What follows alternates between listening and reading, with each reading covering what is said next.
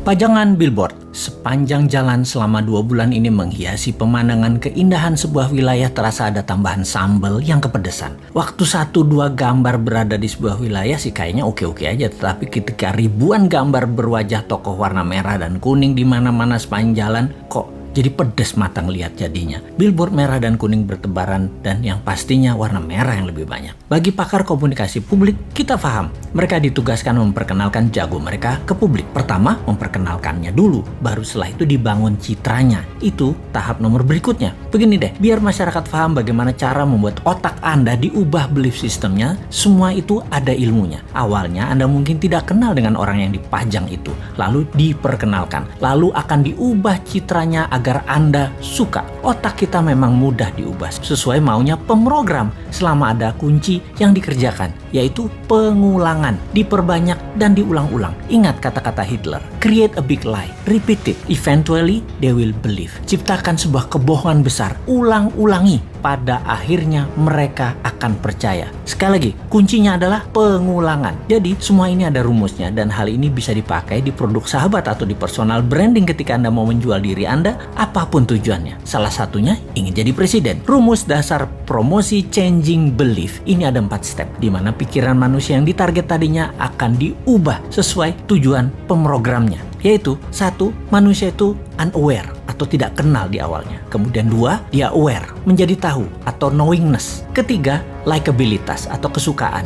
Keempat, trust atau percaya. Catatan penting, trust adalah kunci pemilih akan mencoblos dan inilah hasil akhir yang ditarget. Kembali ke cara jualan, billboard bisa sekali membuat level 1 ke level 2 dan itu mudah, no issue. Seninya adalah dari nomor 2 ke nomor 3. Membuat orang tahu tadi menjadi suka. Ini nggak gampang karena perlu pengulangan. Suka itu masalah image, citra diri, dan di sini tim kampanye akan membuat sebuah program berikutnya. Setelah suka, bukan berarti langsung dipilih, namun ketika trust didapat atau kepercayaan didapat, barulah orang memilihnya. Sekali lagi, inilah yang jadi hasil akhir di mana otak Anda yang ditarget itu harus percaya. Dapat kita lihat sekarang, semua yang memajang dirinya agar menjadi terkenal atau knowingness-nya tinggi, bisakah dibarengi dengan tingginya nilai kesukaan? Bagaimana caranya? Kita lihat cara kerja tim kampanye yang akan memframing masyarakat. Rasanya sulit kalau hanya pakai narasi, harus pakai karya. Kalau prestasi dengan award atau penghargaan itu sudah kuno, dapat gelar ini itu juga itu cara lama. Sulit menaikkan kesukaan dengan cara-cara seperti itu sekarang. Anak generasi IG dan generasi TikTok nggak bisa dengan cara itu. Beda mereka itu. Tapi bener deh, saya menduga dulu alias beberapa tahun yang lalu bahwa di tahun 2024 nanti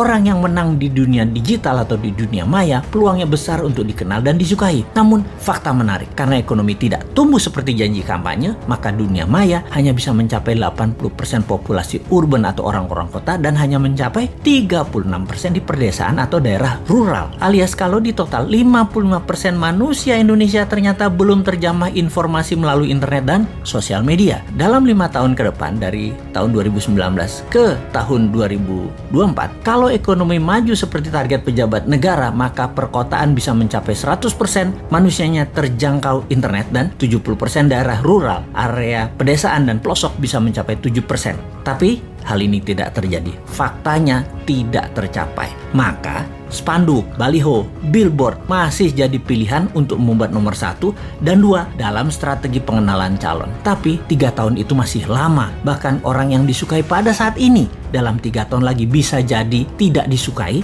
dan bisa saja ada orang baru yang muncul langsung lebih disukai banyak orang. Sahabat semua, di sini kita mengingatkan, bersiaplah dengan pengulangan citra positif para petarung di 2024 yang memang sedang mencari popularisme. Semoga Anda tetap dalam keadaan sadar bernegara yang berdaulat, tidak seperti pemimpin 20 tahun terakhir ini arah bernegaranya yang miring ke sana, miring ke sini. Walau pengulangan tadi masif, terprogram, terstruktur, selama Anda dibekali akal sehat, ya tetap bisa memilih yang akan membuat Indonesia tahun 2045 menjadi negara superpower, bukan jadi negara budak seperti selama ini. Kita tetap menantang mereka yang akan manggung dengan konsep bernegaranya seperti bagaimana prioritas luar negerinya, bagaimana UKM-nya, bagaimana kesehatan masyarakatnya, bagaimana punyakah kekuatan penggentarnya, tegas dengan orang korupsi sampai hukum mati juga bandar narkoba, dan bagaimana agar pemerataan pendapatan masyarakat dengan oligarki diberangus. Ada nyali nggak untuk mengerjakan semua itu? Masa hanya ada satu orang bosman aja yang tersedia, yaitu Putinnya Indonesia, yang kayaknya sih lengkap konsepnya. Ya, gak pantas lah orang bodoh ngaku pinter itu untuk ikut menari di 2024.